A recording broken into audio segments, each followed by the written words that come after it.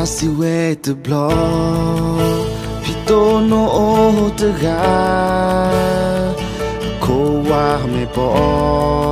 Te jile ba ke ti lo Te ni do te ni Di ke o ba e go Pito no i Ba do cha o thi cho ba được khó thì lo ở ta cơ lư lỡ tơ wo bu qua là đô cha o ti cơ ba ta si nhỏ cơ ba ta ma ti o là khi cơ tơ cho ba ma ti pi to no pa po qua te ko ha ga nu ha ga ba tui te du te mo so te beta o pito no ka o ba go ke mu se hu ta te o ba I ta nya mo he ta te o ba no ma go di ke ni te bi te ta we go pito no I ba do cha o ti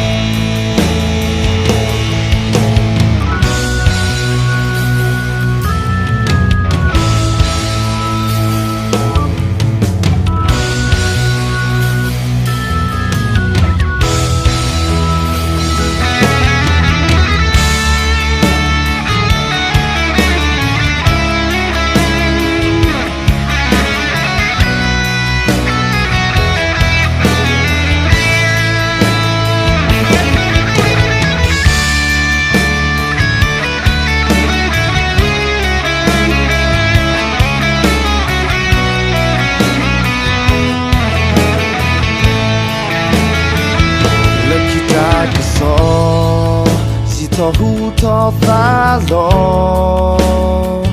po khe na hu po khe ơ ta te mu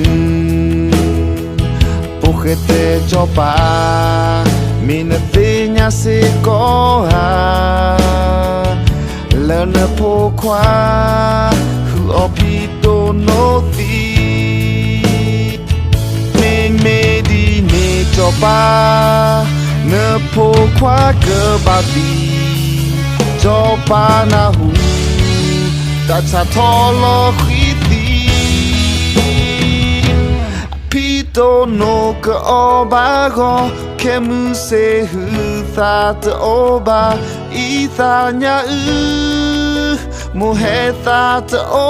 ba pito no ma go girl need the blue te ta we go pito no I ba do cha o ti pito no ke o ba go ke mu se hu ta te o ba I ta nya mo he ta te o ba pito no ma go girl need the blue te ta we go pito no I ba do cha o ti pito no I ba do cha o ti